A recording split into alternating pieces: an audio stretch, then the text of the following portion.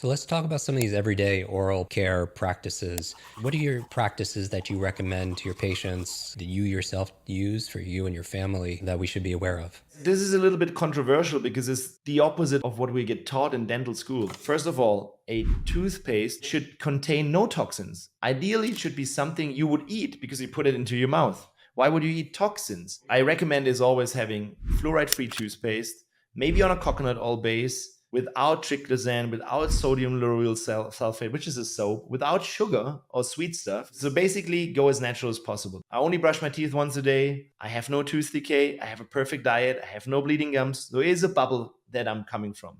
So you might need to work this up first. But the goal should be your teeth are hard as stone because nature has it built that way. Second, do not use chemical mouthwash. The typical chemical mouthwash was marketed very heavily to clean floor.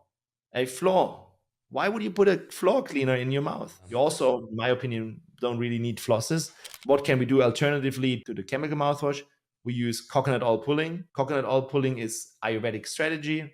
It is soothing to your gums. It kills the bad bacteria. It is detoxing to your mouth. Do that daily, consistently, and you're golden.